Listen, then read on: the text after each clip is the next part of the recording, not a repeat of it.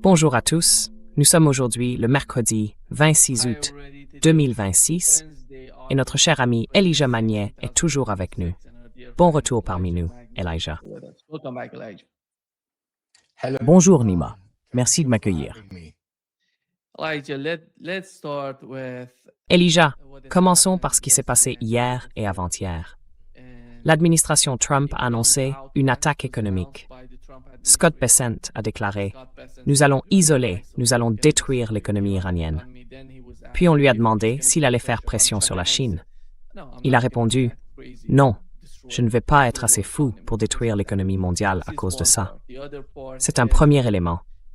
L'autre, c'est qu'on voit Asim Munir, le chef de l'armée pakistanaise, se rendre en Iran. Cela nous envoie un signal clair. Les États-Unis l'envoient en Iran. Ils veulent transmettre un message ou parler avec les Iraniens. Du côté iranien, ils ont dit que la réunion avait été productive. On voit aussi le ministre des Affaires étrangères d'Oman se rendre en Iran. Quelle est votre analyse? Que se passe-t-il en Asie occidentale?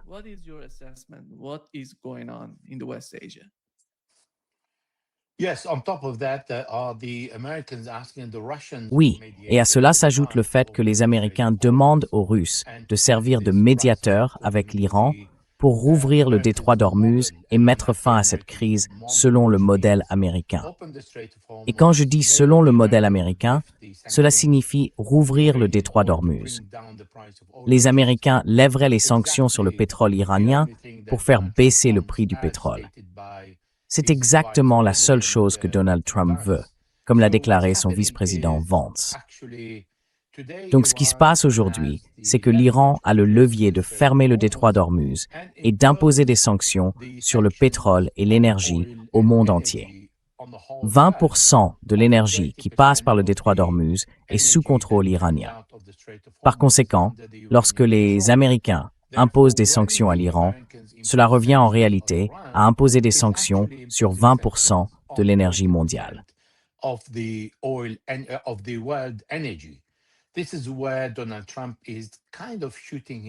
C'est là que Donald Trump se tire un peu une balle dans le pied. Je m'explique. S'il a abandonné les sanctions pour faire la guerre, c'est parce que les sanctions n'étaient plus efficaces. Et maintenant, il abandonne la guerre pour revenir aux sanctions, parce que la guerre n'a pas été efficace. Il se retrouve donc sans stratégie ni porte de sortie. Et le fait d'imposer de lourdes sanctions à l'Iran ne l'aide pas vraiment, parce que tout le monde le voit. Les États-Unis supplient l'Iran d'accepter d'essayer de servir de médiateur et de venir à la table des négociations. Le problème, c'est que l'Iran a été bombardé 2 fois pendant les négociations, en juin 2025 et en février 2026. En plus de cela, il y a un protocole d'accord. L'Iran n'a donc pas besoin de renégocier un protocole d'accord. C'est Donald Trump qui doit le respecter.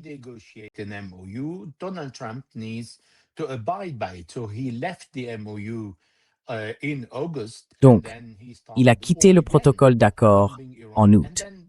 Puis il a repris la guerre en bombardant l'Iran avant de revenir aux sanctions parce qu'il a compris qu'il n'y avait pas d'issue. Et il a vraiment beaucoup de mal à accepter que la seule issue soit de négocier avec l'Iran. Et cela coûtera très cher à l'hégémonie américaine dans le monde. Les États-Unis perdront leur contrôle sur le Golfe. En Asie occidentale, cela ne veut pas dire qu'ils disparaîtront. Au contraire, ils resteront. Mais ce sera un coup très dur porté à l'hégémonie américaine et un renforcement considérable de l'hégémonie iranienne en Asie occidentale. Et c'est ce que Donald Trump ne peut pas avaler, parce qu'il critiquait l'accord de Barack Obama, le JCPOA de 2015, et voulait un meilleur accord, pour finalement se retrouver sans même mentionner le programme nucléaire et en ne parlant que de l'ouverture du détroit d'Ormuz. L'Iran n'a donc pas vraiment envie d'aider Donald Trump dans sa crise.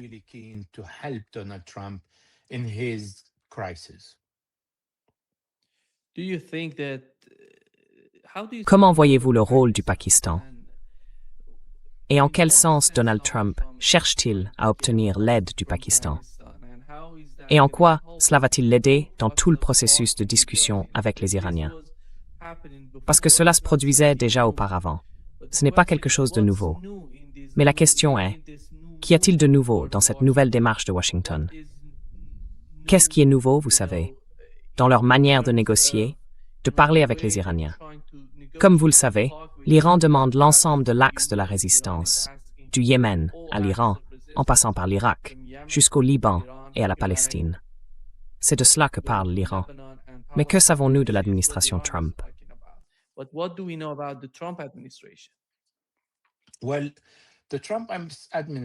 Eh bien, l'administration Trump a déjà envoyé le ministre pakistanais de l'Intérieur en premier. Il est revenu les mains vides. C'est les mains vides pour les Américains, mais pour les Iraniens, ils restent sur leur position. Au contraire, ils ont ajouté davantage de conditions. Donc Donald Trump manque vraiment de compréhension. Un accord aujourd'hui vaudra bien mieux qu'un accord demain, parce que l'Iran durcit ses conditions. Il n'est pas intéressé à signer un nouveau protocole d'accord. Les Américains essayent donc de passer par les Pakistanais en pensant que le Pakistan est l'un des pays qui rejette les sanctions contre l'Iran. C'est un pays voisin. Il y a beaucoup d'échanges commerciaux entre le Pakistan et l'Iran, et c'est un bon allié de l'Iran.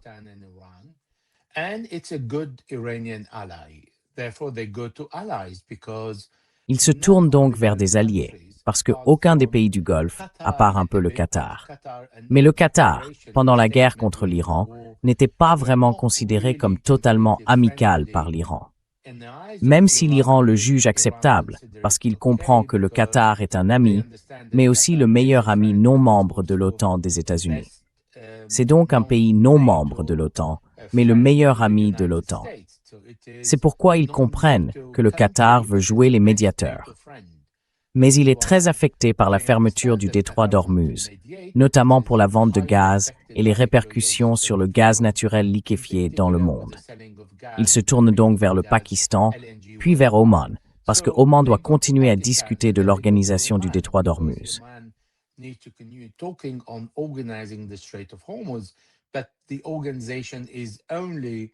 Mais l'organisation ne viendra qu'après la fin de la guerre. Et Donald Trump n'annonce pas la fin de la guerre. Il annonce un cessez-le-feu. Et même s'il annonçait la fin de la guerre, il faudrait inclure, comme vous l'avez justement dit, le Liban et Gaza. Comme l'a déclaré Mohsen Rezaei, le chef suprême du Conseil de sécurité nationale, il faut aussi arrêter ce qui se passe à Gaza, en Irak et au Yémen. Cela signifie que les Saoudiens doivent lever les sanctions contre le Yémen. Le problème est donc si vaste que Donald Trump se retrouve empêtré dans quelque chose qu'il n'avait pas prévu, qu'il ne peut pas résoudre seul et pour lequel il doit actionner des leviers qu'il n'a pas aujourd'hui.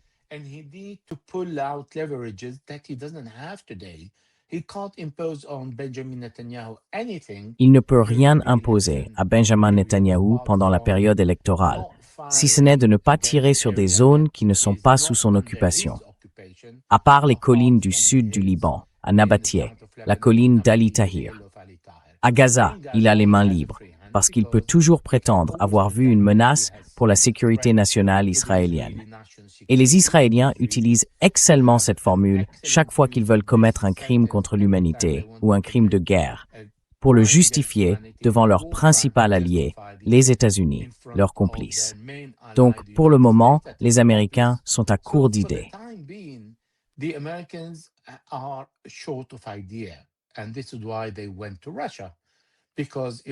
Et c'est pour ça qu'ils sont allés en Russie, parce que l'Iran et la Russie sont reliés par la mer Caspienne. Là-bas, l'Iran n'est pas vraiment sous sanction et peut échanger des marchandises avec la Russie. Et réciproquement, ça fonctionne. C'est quelque chose qui contrarie les Américains. Ils comprennent que les Russes ont un certain levier, ce qui est faux, parce que l'Iran place sa sécurité nationale avant la Russie, la Chine, le Pakistan ou tout autre pays. Et sa sécurité nationale dit très clairement restitution des avoirs gelés, compensation pour la guerre, fin de la guerre sur tous les fronts, et un accord entre Oman et l'Iran uniquement sur le détroit d'Ormuz.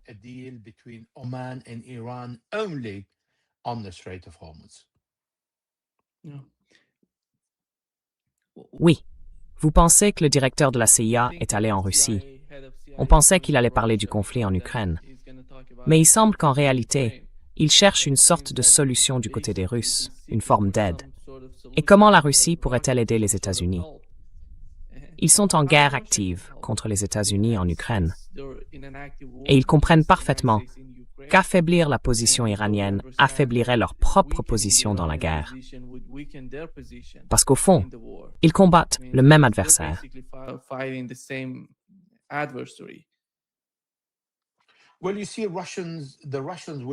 Eh bien, vous voyez, les Russes n'y croiront pas, parce qu'avant la visite du directeur de la CIA, les Ukrainiens ont lancé 400 drones sur Moscou. Et après sa visite, 140 aujourd'hui. Donc la guerre continue. En réalité, il est dans l'intérêt des États-Unis que la guerre entre l'Ukraine et la Russie ne s'arrête pas, parce que les Américains vendent leur gaz aux Européens 3 fois plus cher que le prix du gaz sur le marché mondial. Et je ne compare même pas avec le prix du gaz russe, parce que les Russes nous vendaient autrefois, en Europe, du gaz avec une réduction de 30%.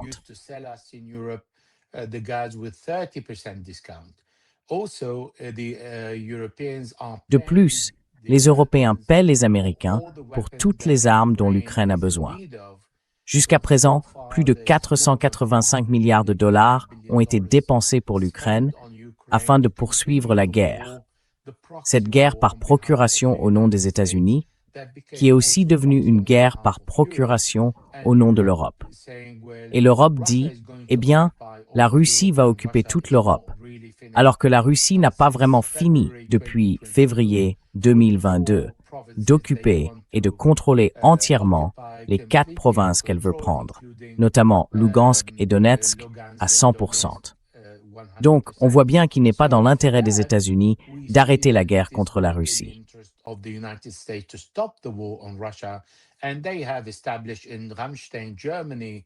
Et ils ont installé à Ramstein, en Allemagne, sur la base aérienne américaine, 50 nations qui complotent, planifient, fournissent des armes, offrent du renseignement aux Ukrainiens et mènent la guerre depuis là-bas.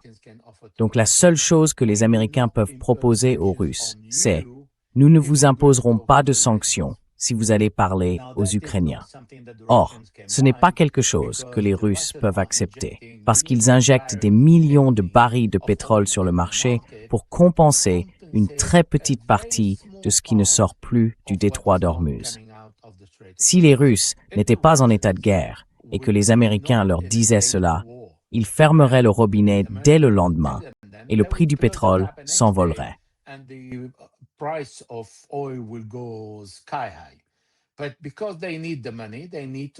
Mais comme ils ont besoin d'argent, ils doivent vendre leur pétrole.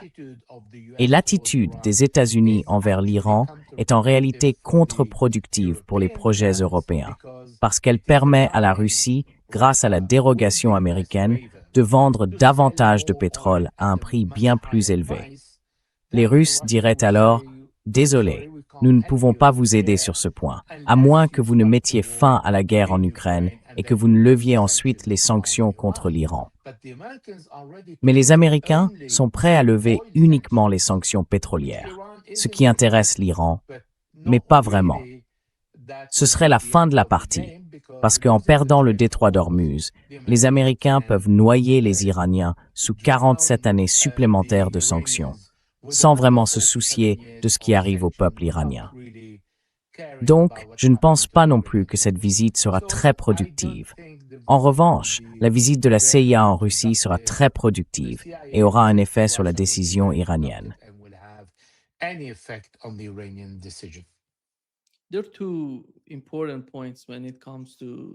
Il y a 2 points importants concernant la guerre en Ukraine et la comparaison avec la guerre en Asie occidentale. En Ukraine, vous avez un pays prêt à tout sacrifier pour poursuivre la guerre. C'est l'Ukraine. Et cette guerre dure depuis bientôt 5 ans. Mais en Asie occidentale, c'est en quelque sorte différent. Vous avez mentionné le Qatar. Depuis le début de la guerre, le Qatar est l'une des principales victimes de cette guerre. Ses exportations de gaz naturel liquéfié, comme Reuters l'a rapporté aujourd'hui, se sont effondrées de 96%.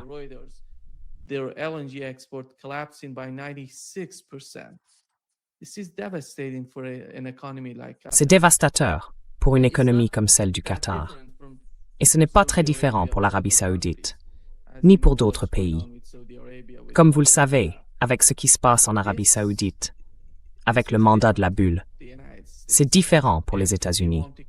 Parce que s'ils veulent poursuivre la guerre, ils doivent avoir le soutien des pays du CCG, ce qui ne semble pas être le cas. Quelle est votre compréhension de cela, de ce calcul? Compte tenu de l'économie des pays du CCG et de leur volonté de poursuivre la guerre, dans le calcul des États-Unis, dans ce à quoi Washington réfléchit.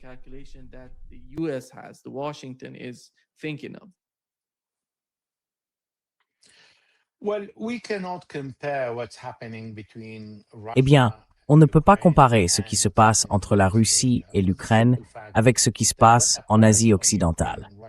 Pour la simple raison que ce qui s'applique à l'Ukraine et à la Russie ne s'applique pas à l'Iran ni à aucun autre pays. Je peux vous donner un tout petit exemple récent. Israël affirme que la Turquie essaie d'acheminer des équipements de défense aérienne vers un aéroport syrien situé à 70 km de la frontière turque et que cela pose un problème de sécurité nationale. Ce n'est pas sur le plateau du Golan, ni dans le sud, à Deraa ou à Quneitra, ni même à Damas. C'est à la frontière turque, à 70 km. Et les Israéliens disent, selon nos préoccupations de sécurité, nous allons bombarder. En Russie, c'est différent. La Russie dit, eh bien, il y a eu Minsk 1 et Minsk 2 en 2014 et aucun des deux n'a été respecté.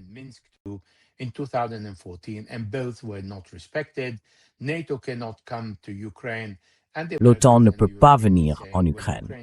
Et les Américains, comme les Européens, disent, eh bien, l'Ukraine peut conclure un accord avec n'importe quel autre pays. Ce n'est pas à la Russie de dire à l'Ukraine ce qu'elle peut faire, adhérer ou non à l'OTAN. Et la Russie prend les 4 provinces, à majorité russophone, situées à ses frontières, parce que les accords de Minsk n'ont pas pris en compte les élections et ont été manipulés. Et beaucoup de gens qui suivent cette région du monde se souviennent de Victoria Nuland, de tout le rôle des Américains dans la révolution russe de 2014, et de ce qui s'est passé ensuite, de la manière dont l'Ukraine a été entraînée par l'OTAN. Au Moyen-Orient, c'est complètement différent.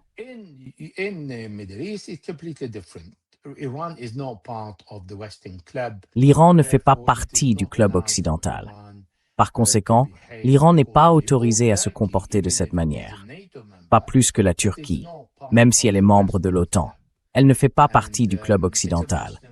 Et c'est un pays musulman qui, pire encore pour les Européens et les Américains, va fermer à jamais l'accès à l'Union européenne.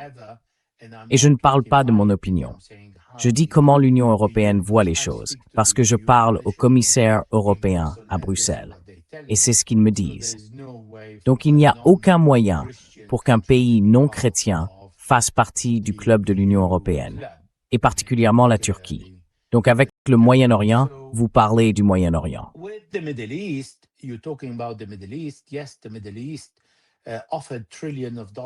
Oui, le Moyen-Orient offre des milliers de milliards de dollars aux États-Unis, mais ils n'ont pas leur mot à dire. C'est Israël qui a entraîné les États-Unis dans la guerre, sans consulter les pays du Golfe. Et Donald Trump n'a pas hésité une seconde lorsqu'il s'est convaincu d'aller à la guerre, pensant que ce serait la fin de l'Iran et qu'il pourrait recueillir le trophée qui revient au vainqueur, comme il l'a dit. Mais pour le Venezuela, il pensait pouvoir reproduire la même situation.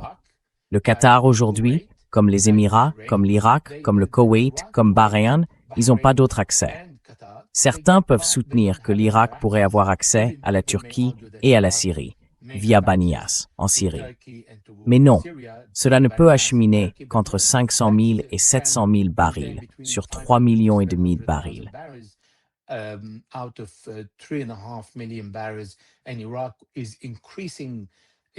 Et l'Irak augmente sa production de pétrole pour en exporter davantage, mais ne peut pas vraiment exporter plus que cela, parce que c'est tout ce qui est disponible. Donc ces pays souffrent énormément. Et le problème, c'est qu'ils n'ont aucun levier sur les Américains. Donald Trump se moque éperdument des dirigeants du CCG.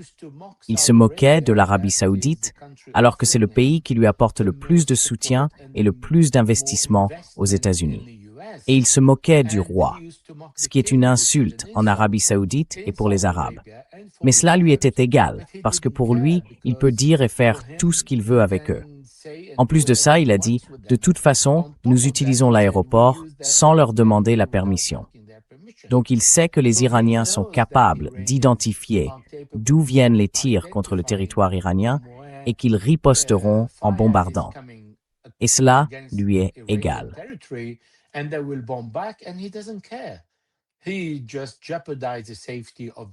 Il vient de mettre en péril la sécurité du Conseil de coopération du Golfe. Il a vu ses bases et ses moyens détruits, y compris des bases de la CIA en Irak, en Arabie saoudite et dans d'autres endroits comme la Jordanie. Et pour lui, ces dommages collatéraux sont acceptables. Tous les pays du Conseil de coopération du Golfe sont à ses yeux des dommages collatéraux au service de ses objectifs.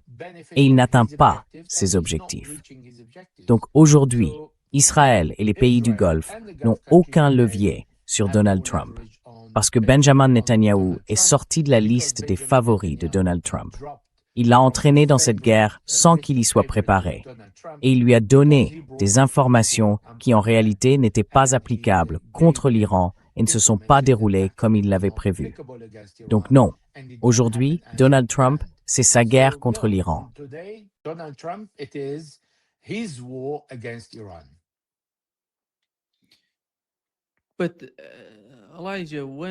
Mais Elijah, quand vous regardez les pays du CCG, disons les choses ainsi, comment comprenez-vous le fait que ces derniers jours, nous avons appris que l'Iran avait été invité, que l'Iran avait été consulté au sujet du pacte de défense entre l'Arabie saoudite, le Pakistan et la Turquie?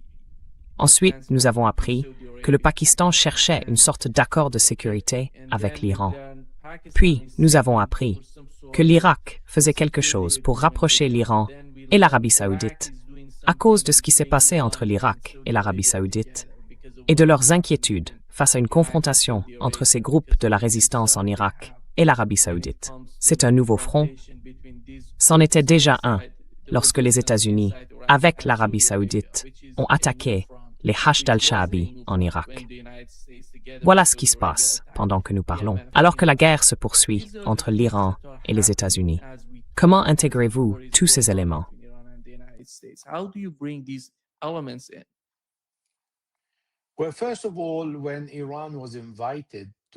Eh bien, d'abord, quand l'Iran a été invité à conclure un pacte, ce pacte n'est pas positif pour l'Iran. Au contraire, c'est un piège pour l'Iran, car c'est l'Iran qui a changé la donne au Moyen-Orient, en Asie occidentale. L'Iran s'oppose aux États-Unis et les combat. C'est donc à l'Iran de créer une nouvelle sécurité en Asie occidentale, et non pas à l'Arabie saoudite, au Pakistan ou à l'Iran. Troisièmement, ces pays peuvent se joindre à ce que l'Iran peut créer ou mettre sur la table, puis inviter tous les autres pays, et non l'inverse. L'Iran ne peut pas simplement aller signer quelque chose qu'il n'a pas lui-même élaboré et qui ne lui donne pas entière satisfaction, parce que ce n'est pas le pays qui a perdu la guerre. Et tous les autres, je parle de tous les autres pays du Golfe, ont participé activement à cette guerre aux côtés des États-Unis. C'est donc là que les choses deviennent un peu délicates.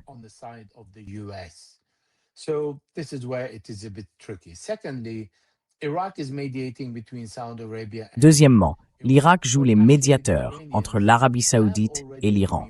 En fait, les Iraniens avaient déjà conclu un accord avec les Saoudiens, mais il n'a pas tenu. Comme celui entre les Pakistanais et les Saoudiens, il y a 2 ans, qui n'a pas tenu non plus. Ils ont signé un accord, mais il n'a pas été appliqué. Et l'Arabie saoudite a été attaquée. Les installations américaines en Arabie saoudite ont été attaquées, et le Pakistan n'a rien fait. Donc, la relation entre l'Iran et le Pakistan ne permet pas aux Pakistanais d'intervenir militairement contre l'Iran. Il en va de même pour la Turquie et l'Iran. Les pays du Golfe doivent donc se réunir et réfléchir à une manière de rassurer l'Iran. Ils ne doivent pas accueillir de bases militaires américaines sur leur territoire. Car tant que ces bases américaines seront là, les États-Unis continueront de préparer une attaque contre l'Iran et d'utiliser ces bases pour soutenir les plans des Israéliens contre l'Iran.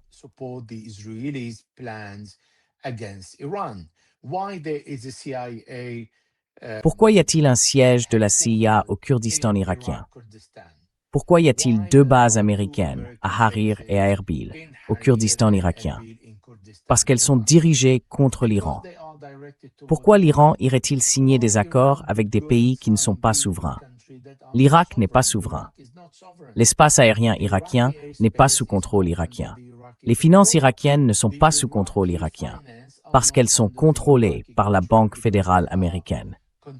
Le territoire irakien n'est pas sous contrôle irakien, parce que les Américains et les Israéliens peuvent faire tout ce qu'ils veulent.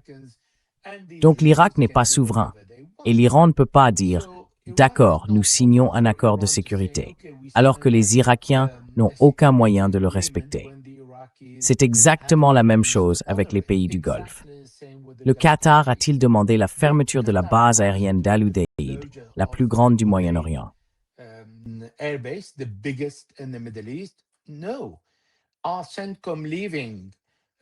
Non. Est-ce que le CENTCOM part avec les forces américaines, bahreïennes et la flotte américaine? Non, ils sont là. Aux Émirats aujourd'hui, ils ont une autre base du Mossad. Pourquoi cette base est-elle là? Les Émiratis ne font rien contre Israël. Au contraire, ils aident Israël. Donc, avoir aux Émirats un service de renseignement sous contrôle israélien, ce n'est pas dirigé contre les Émiratis, c'est dirigé contre un tiers.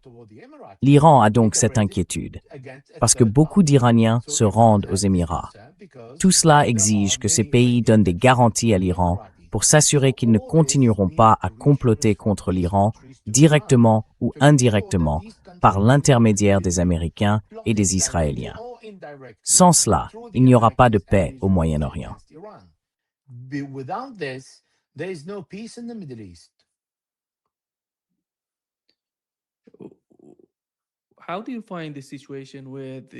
Comment évaluez-vous la situation concernant le pétrole et le fait que les États-Unis, d'un côté, disent que vous tirez beaucoup de pétrole de ce commerce?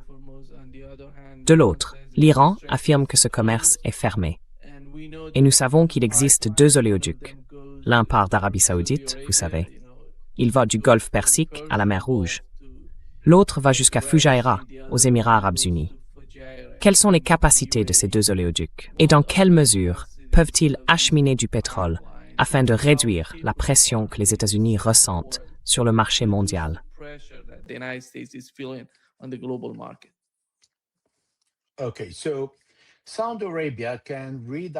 D'accord, l'Arabie saoudite peut donc acheminer du pétrole brut par son oléoduc Est-Ouest jusqu'à Yanbu sur la mer Rouge.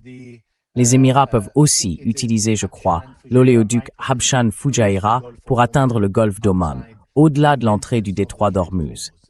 Ces infrastructures apportent une certaine résilience, mais leur capacité ne peut pas répondre aux besoins mondiaux, car elles ne permettent d'exporter qu'entre 3,5 millions et 5 millions de barils par jour. Il est impossible de remplacer les près de 20 millions de barils de brut et de produits pétroliers qui transitent normalement par le détroit d'Ormuz.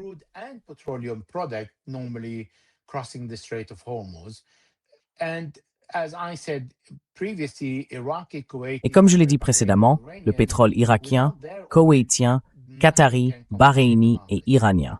Sans lui, rien ne peut compenser sur le marché. La capacité des oléoducs est donc très limitée.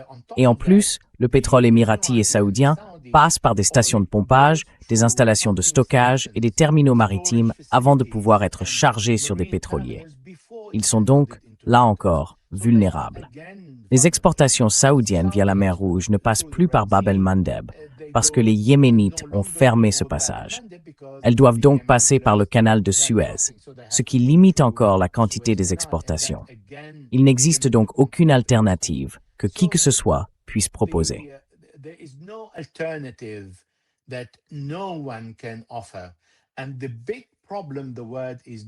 Et le grand problème, dont le monde ne prend pas vraiment conscience, c'est que nous avons environ 15 millions de barils de pétrole qui traversent le détroit d'Ormuz, sans compter 4,5 millions supplémentaires de produits pétroliers qui ne sont pas disponibles. Donc si l'on parle de 15 millions de barils de pétrole par jour, et que, sur ces 15 millions, vous en perdez 3,5 millions, voire 5 millions, cela représente un manque de 10 millions de barils chaque jour. Depuis le début de cette guerre, il manque au monde plus d'1,5 milliard à 2 milliards de barils. Et rien ne peut compenser cela, à moins que le détroit d'Ormuz ne soit rouvert demain et qu'il y ait ensuite un surplus de production et de vente de pétrole en dehors du détroit d'Ormuz.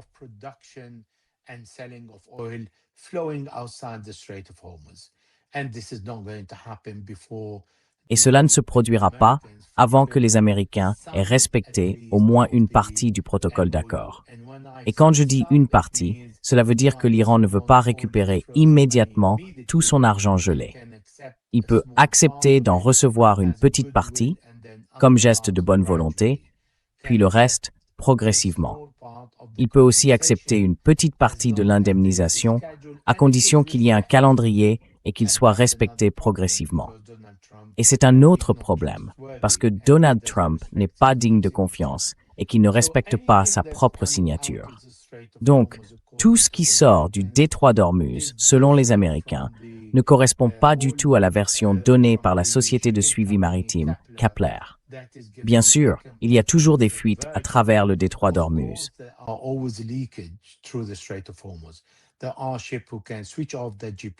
Il y a des navires qui peuvent couper leur GPS et 1, 2, voire 5 peuvent traverser le détroit d'Ormuz.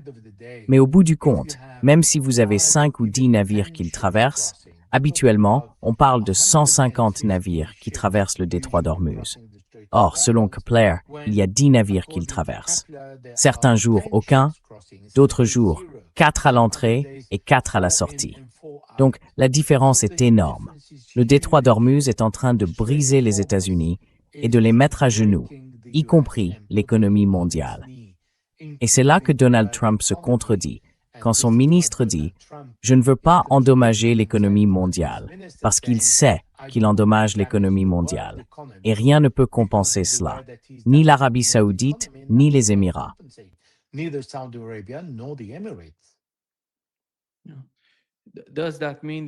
Cela signifie-t-il que les États-Unis auraient une stratégie différente après les élections de mi-mandat, ou vont-ils poursuivre la même ligne que celle que nous avons vue jusqu'ici, depuis le début de la guerre?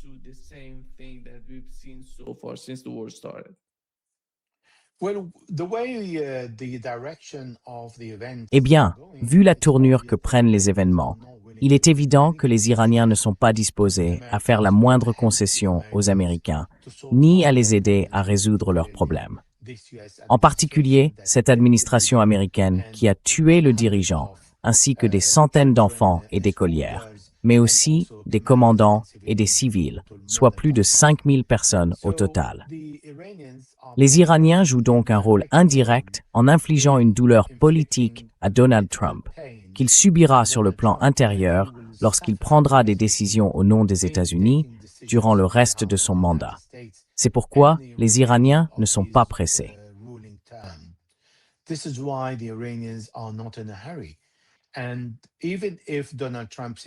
Et même si Donald Trump dit demain, « D'accord, on ouvre le détroit d'Ormuz, vous pouvez vendre votre pétrole. » Très bien, qu'il l'ouvre. Les Iraniens diront, « Eh bien, il y a une liste de conditions. Commencez à appliquer la condition numéro 1, au paragraphe numéro 1. Déclarez la fin de la guerre, forcez les Israéliens à se retirer du Liban et mettez fin aux sanctions contre les Yéménites. » Il ne peut pas faire ça. Donc il sait qu'il est piégé et qu'il n'a aucune stratégie de sortie. Il était piégé depuis plusieurs semaines, avant même d'imposer les sanctions. Mais il impose les sanctions et il avertit tous les pays qui aident l'Iran ou qui acceptent de traiter avec l'Iran qu'il leur imposera des sanctions.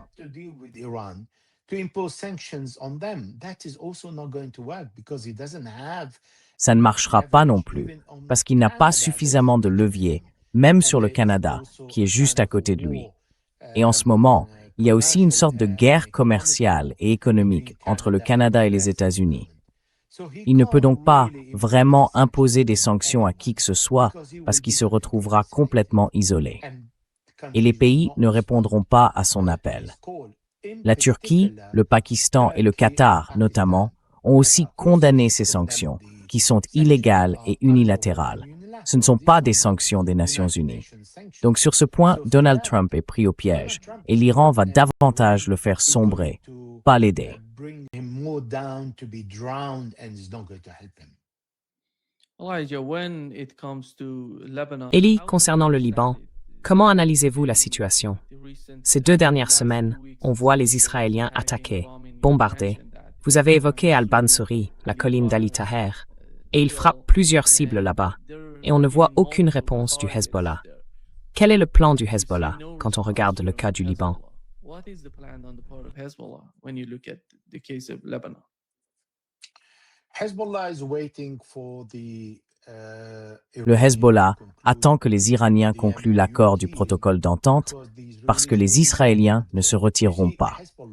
Vous voyez, le Hezbollah est un groupe de résistance. L'idée que le Hezbollah soit une quasi-armée, capable de combattre Israël, de l'affronter et de le vaincre dans une bataille, est fausse. La résistance a accumulé les victoires et les pertes infligées à l'ennemi, en l'occurrence l'occupant israélien, qui occupe un territoire libanais. Les membres du Hezbollah ne peuvent jamais affronter Israël pour le vaincre sur la ligne de front, comme une armée classique. Leur manière de combattre est complètement différente.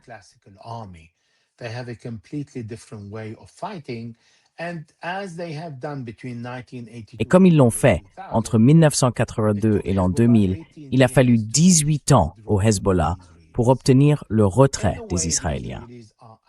D'une certaine manière, les Israéliens agissent aujourd'hui dans le sud du Liban complètement différemment de ce qu'ils ont fait de 1992 à l'an 2000. Comme l'a dit le ministre israélien de la Défense, Israël Katz, ils reproduisent ce qu'ils ont fait à Rafah, en rasant complètement les maisons dans le sud du Liban.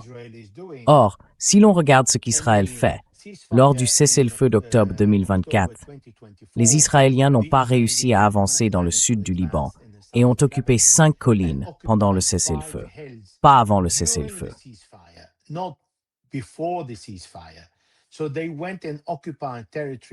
Ils sont donc venus occuper le territoire parce qu'ils savaient que le Hezbollah ne tirait pas. Dans cette guerre, on peut voir que le Hezbollah a réussi à détruire de nombreux bulldozers D9 et aucun entrepreneur israélien n'oserait travailler dans le sud du Liban. Lorsqu'il y avait un cessez-le-feu, aujourd'hui, dans le sud du Liban, vous voyez tous les D9 à l'œuvre. Ils détruisent des maisons, rasent des cimetières, des écoles, des mosquées, des églises, tout. Ils détruisent tout. Pourquoi? Parce qu'ils sont convaincus que le Hezbollah donne au gouvernement libanais la possibilité de négocier un cessez-le-feu et le retrait des forces d'occupation israéliennes du Liban.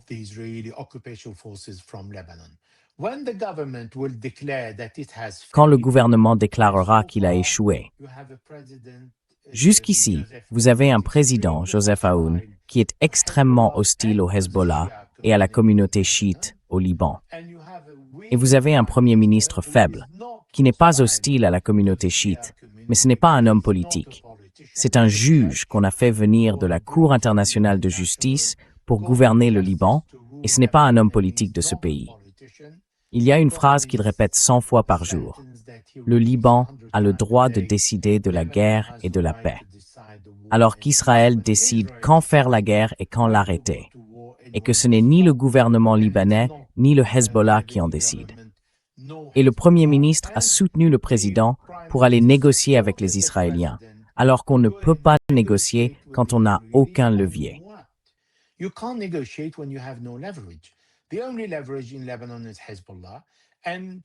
Le seul levier au Liban, c'est le Hezbollah. Et le président libanais, ancien officier de l'armée libanaise, a décidé que le Hezbollah était un ennemi. Il dit partout que les chiites ne sont pas vraiment une confession dont il faut s'occuper au Liban comme de toutes les autres. Il se considère donc comme supérieur et il ne se considère pas comme le président de tous les Libanais.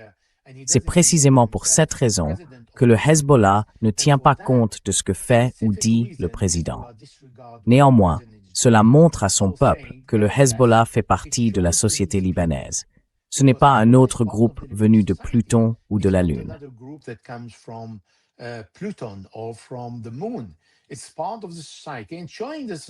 Cela fait partie de la société. Et il faut montrer à la société que justement, je laisse une place à la paix. Si la paix peut être obtenue par la négociation, alors elle est la bienvenue. Et quand les portes de la paix se fermeront par la négociation, alors la résistance sera la seule possibilité. Ce sera le choix de ceux qui ont été déplacés ou de ceux qu'ils seront, parce qu'ils ne trouveront pas d'autre choix. Comme ils l'ont fait en février 2026, lorsque les personnes déplacées à l'intérieur du pays ont atteint un point de rupture, au point de réclamer la guerre, parce qu'en réalité, elles n'avaient plus aucun espoir de retourner chez elles. Et aujourd'hui, certains diront « Oui, mais Israël rase tout ». Mais le peuple libanais subit ces conséquences, pas exactement de la même manière, à une échelle moindre, depuis des décennies. Depuis 1948, des territoires libanais étaient occupés par Israël.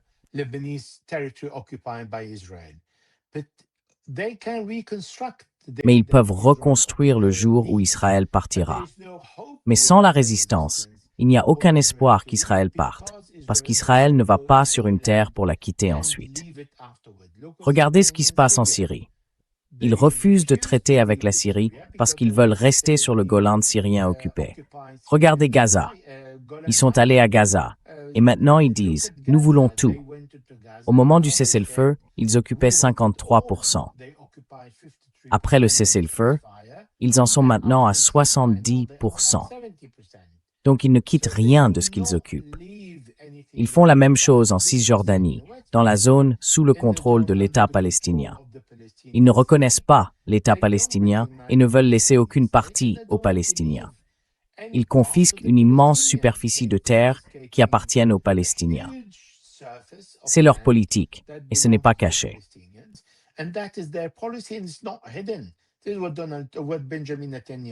C'est ce que dit Benjamin Netanyahu et ce que Donald Trump a approuvé avant de devenir président, lorsqu'il a dit Israël devait être plus grand. Donc, pour cette raison, le Hezbollah libanais ne combattra pas Israël pour le moment, parce qu'il attend de voir si le gouvernement libanais peut parvenir à un résultat. Et lorsque le gouvernement libanais n'obtiendra aucun résultat, alors ils iront de nouveau combattre Israël.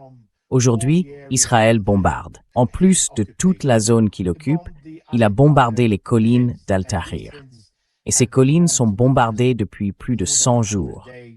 Les Israéliens ne parviennent ni à détruire les installations du Hezbollah, ni à déloger les combattants du Hezbollah qui s'y cachent et qui affrontent les Israéliens chaque fois qu'ils tentent d'avancer.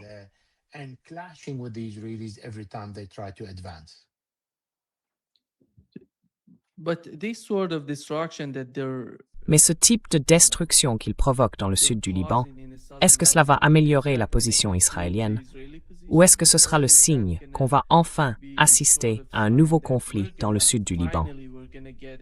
Parce que, comme vous l'avez mentionné, le gouvernement libanais ne montre aucune capacité à trouver une solution à ce qui se passe. Le dossier de l'Iran et de l'Asie occidentale, dans le Golfe Persique, j'imagine, vous savez, va se poursuivre jusqu'au dernier jour de Donald Trump à son poste à Washington.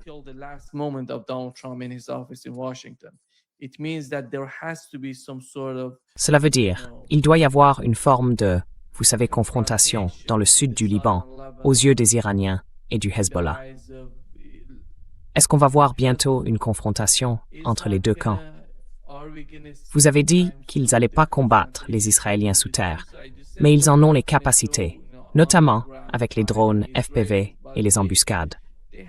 Ils savent comment combattre les Israéliens sous terre. L'armée israélienne n'est pas si capable que ça sous terre, pour être honnête. Elle est très forte pour bombarder et utiliser des avions de chasse, mais elle n'est pas si capable que ça sous terre.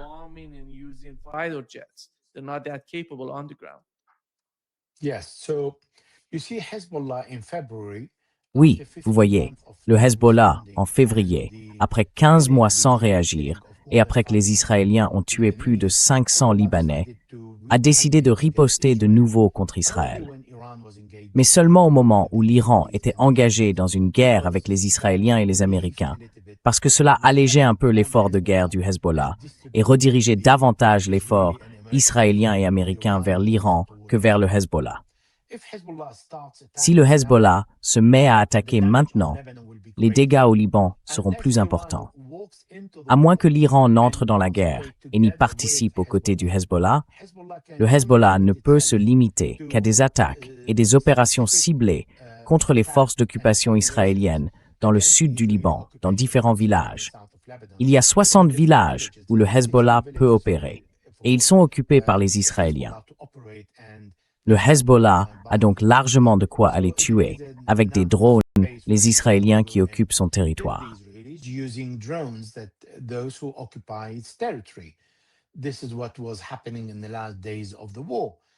C'est ce qui se passait dans les derniers jours de la guerre. Donc, sans une intervention iranienne majeure, le Hezbollah devra compter sur lui-même, mais sur le très long terme. En revanche, s'il y a un engagement iranien, par la politique, par la négociation ou par la guerre, alors le Hezbollah pourra intervenir, et la solution sera globale. C'est l'objectif du premier paragraphe, la fin de la guerre sur tous les fronts. Et l'Iran met le détroit d'Ormuz à la disposition du Hezbollah en disant « Je n'accepterai aucun accord sans la fin de la guerre au Liban ». C'est quelque chose que les Iraniens n'avaient jamais fait auparavant, prendre soin de leurs alliés, et non l'inverse. C'est pourquoi le Hezbollah n'attaque pas vraiment les Israéliens aujourd'hui. Il reconstitue plutôt ses moyens et ses capacités, en attendant une nouvelle phase. Parce qu'entre Israël et le Hezbollah, il y aura toujours de petites batailles.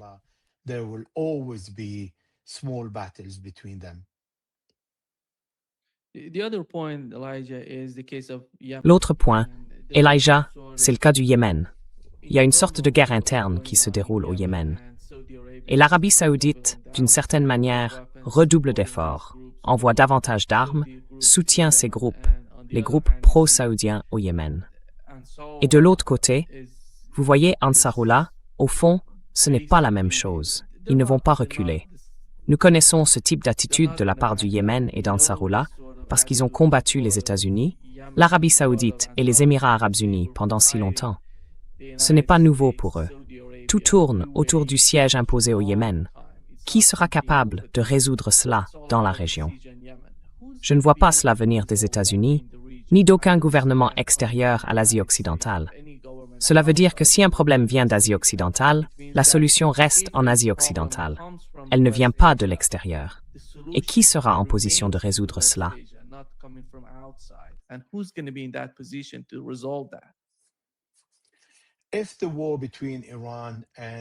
Si la guerre entre l'Iran et les Américains prend fin, alors les Iraniens interviendront en faveur du Yémen. Ils ne déclareront pas la guerre aux Saoudiens, mais ils feront pression sur eux pour qu'ils mettent fin à la guerre au Yémen. Parce que les Yéménites continueront à fermer le détroit, le Bab el-Mandeb, indéfiniment, si les Saoudiens ne lèvent pas les sanctions. Et les Iraniens ne rouvriront pas le détroit d'Ormuz tant que la guerre au Yémen ne sera pas réglée. Donc aujourd'hui, les deux sont liés, l'Iran et le Yémen. Et c'est la seule façon de résoudre le problème au Yémen.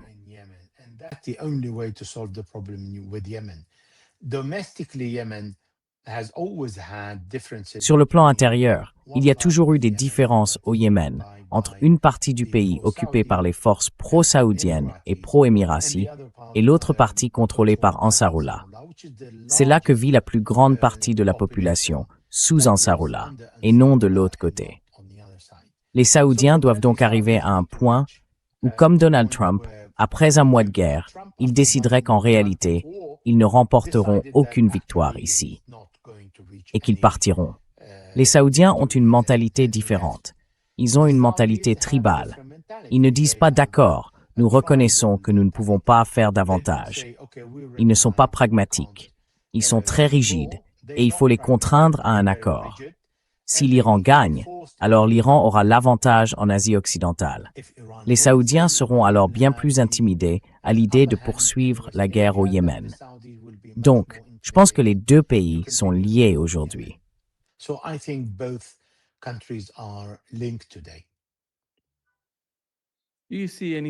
Voyez-vous un scénario dans lequel l'Iran et l'Arabie saoudite trouveraient un terrain d'entente pour coexister d'une manière qu'ils n'ont jamais connue auparavant?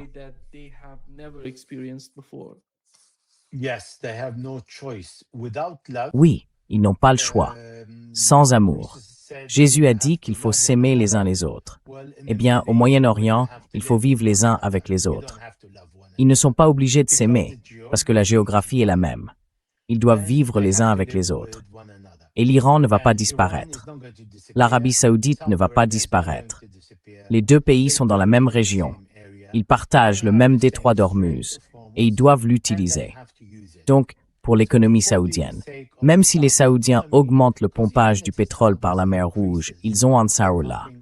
Et s'ils concluent un accord avec Ansarullah, puis qu'un jour il y a une nouvelle guerre avec l'Iran, alors que toutes les stations de pompage et les installations de stockage sont en surface.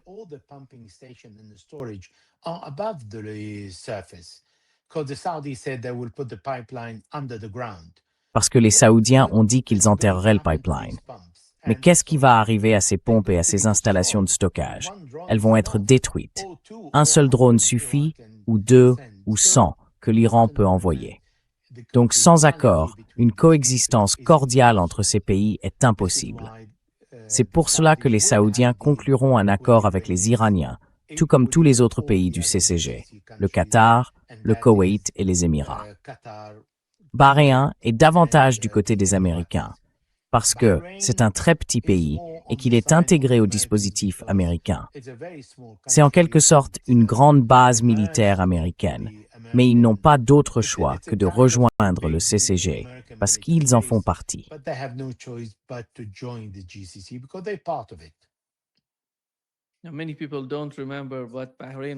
Beaucoup de gens ne s'en souviennent pas, mais Bahreïn faisait partie de l'Iran. La situation de Bahreïn est totalement différente. Et vous savez, sous le Shah, cela a été décidé. C'est pour cela qu'on voit cette fragilité. Vous savez, avant le début de la guerre, Bahreïn avait une grande importance, notamment avec la 5e flotte des États-Unis. Et aujourd'hui, tout a disparu à Bahreïn. Je ne sais pas ce qu'ils cherchent. C'est un petit pays, et la majorité de la population est contre les dirigeants à Bahreïn. Et on voit tout à Bahreïn. Rien n'a de sens à Bahreïn. Everything in Bahrain, nothing makes sense in Bahrain. Oui, enfin, ils ont fait appel aux Saoudiens pour qu'ils jouent en quelque sorte le rôle de police. Mais ils ont fait venir l'armée saoudienne. Et quand ils ont naturalisé tant d'étrangers pour maintenir un équilibre, parce que les chiites étaient majoritaires, et le sont toujours, à Bahreïn, c'est à ce moment-là que les Bahreïnis ont perdu une grande part de leur souveraineté dans le pays, entre les Américains et les Saoudiens.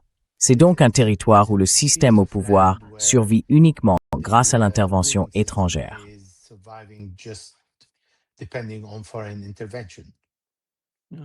Oui, merci beaucoup Elijah d'être avec nous aujourd'hui. C'est toujours un grand plaisir. C'est un plaisir. Merci de m'avoir invité.